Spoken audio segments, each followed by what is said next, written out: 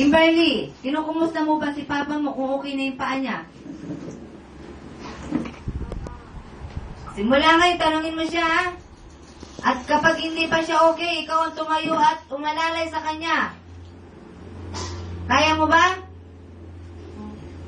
Purihin ang Diyos! Amen! Lahat ka nakamtan at natamo mo, Kimberly, dahil sa pagmamahal ng Papa mo. Dahil para magbalikan ang love sa kanya. Ginawa yata ako ng Diyos na malaki ang katawan para alalayan ka. Amen!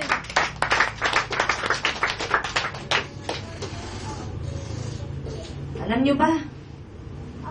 Ang pag-ibig ang ibinigay sa inyo ng Diyos para kaya niyo ring umibig. Amen. Kaya huwag niyong ipagkait yan. Pa, share tayo sa pagkain mo. Diet ka ngayon, akin ang kanin mo. Purihin ang Diyos! Di kaya makiti ang Papa mo at sabihin, anak, hinay-hinay, kaya nga ako nagkaganito dahil sa kanin. Purihin ang Diyos! Amen!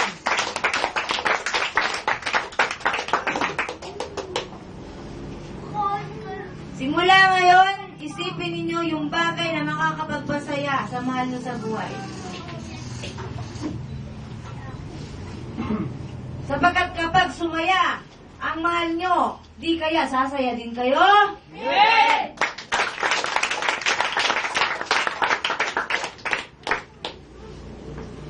Kimberly, ha? Ang lakas mo, ibigay mo sa tatay mo yung kalahati. Kahit kaya na niya lumakad, alalayan mo pa rin siya. Sapagkat yung saya at sigla na mararamdaman ng tatay mo, yun ang magpapabilis ng paglakad niya. Amen! At lahat ng gagawin ng anak sa magulang ay ibabalik ng Diyos! Amen! Kaya gumising kayong mga anak. Kung gusto nyo pagbalain kayo ng Diyos, baka mahalin nyo at pagsilbihan nyo ang magulang nyo. Amen!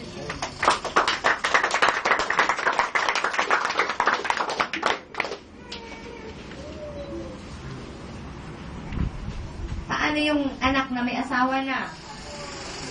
Di na niya kaya pagsilbihan ng magulang niya. Maraming paraan. Marami. Kung nagmamahal ka, marami kang magagawa. Gilbert, kumustahin mo si mama mo at si papa mo, ha? Bilang na naman ang araw ng pag-alis ng papa mo!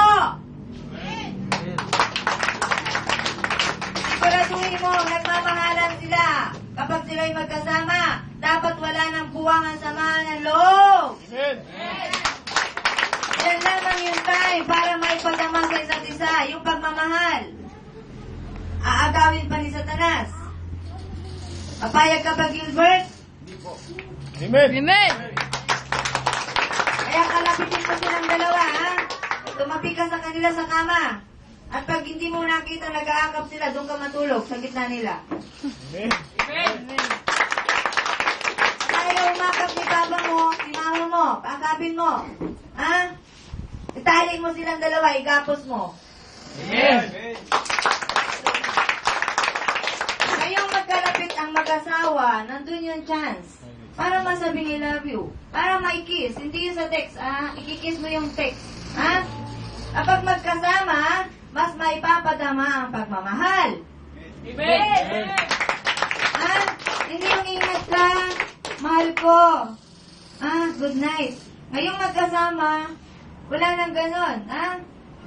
Kiss na agad. Kiss. Na walang katapusang kiss. Amen.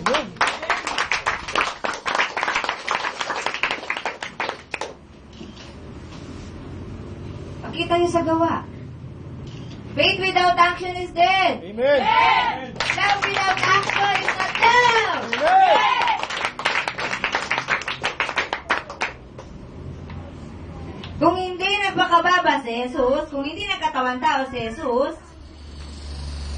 Paano niya masasabing love niya yung tao?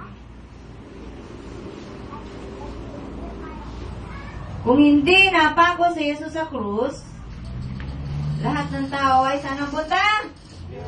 Sa impyerno. Amen. Pero meron pa rin pupunta sa impyerno. Yun ay yung mga taong binaliwala ang pagmamahal ng Diyos. Kaya tama na, Jocelyn, ha? Tama na. Asan ang tatay mo? Ang tatay mong kulit-kulit, no?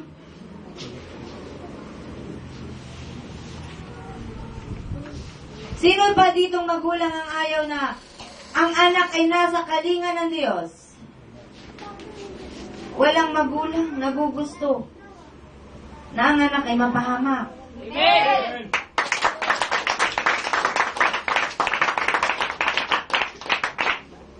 May trabaho ka pag linggo, magkano kita mo? 500? Pag napahamak ang anak mo, di lang 500 ang mauubos sa'yo.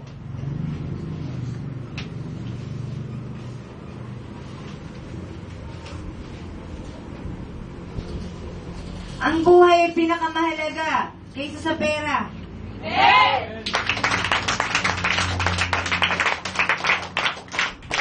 Kaya nga si Melencio, magkano pa masahe mo, Melencio? 300. Galing ng Laguna, 300. Ha? Nagsisikap siya, sapagkat pag di siya pumunta, lagot na naman siya. Amen!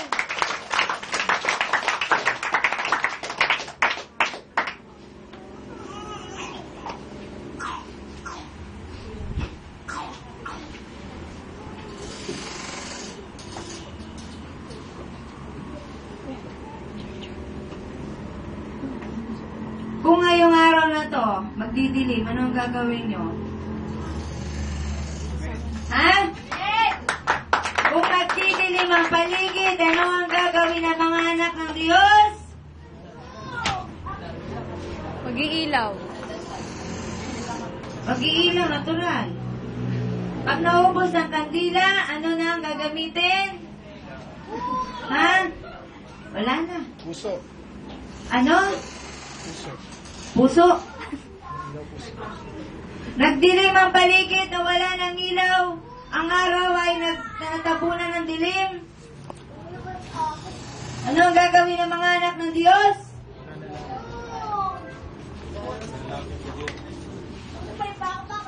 Magpupuri kayo sa Diyos. Amen.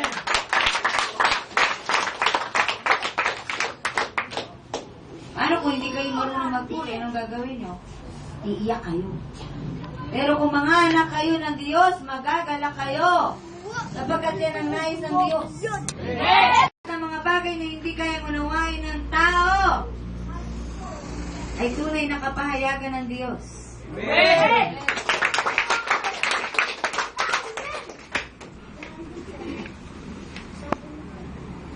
Brian, ang sabi ni Yahweh na lumikha sa'yo, kumusta ka raw?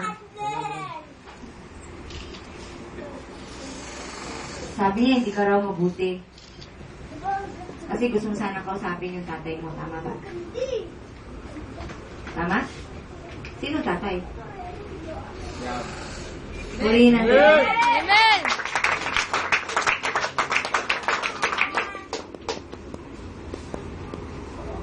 Alam ng Diyos na gusto mo siyang kausapin.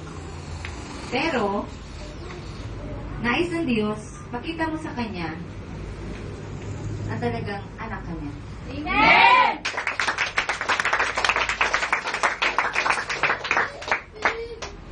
Di ka man niya kausapin na one-on-one. Huwag kang mag-alala. Kasama mo siya. Amen!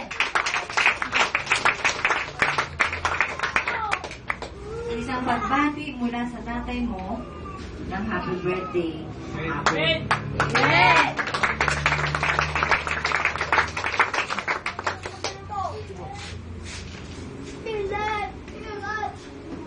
Gilbert, halika. Pangaralan mo sila. Amen.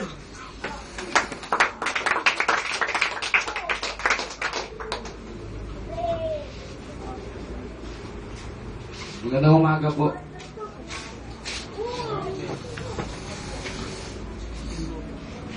Unahin ko muna si Brian, syempre. Ano? Bryce, ano? Kahit minsan pasaway ka, alam mo naman, mahal ka ni Yahweh, di ba? Amen!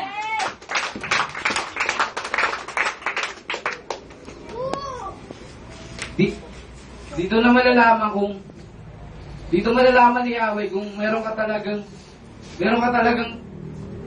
pagmamahal sa Kanya. Alam ko naman na meron ka, pero sana gamitin mo.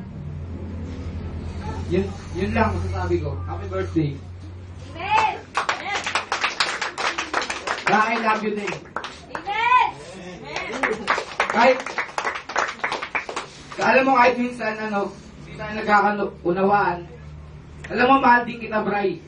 Amen! Bilang kapatid kita, bilang sa panalangin, alam mo naman na, although nagkakaroon ka ng kasalanan, alam mo, naawa ako sa'yo kasi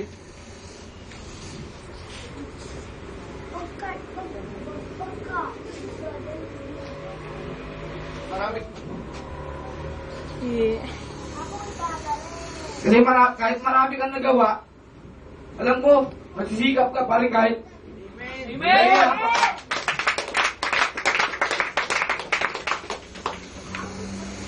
Tandaan mo to, Bray, huwag kang bibitaw kay Yahweh.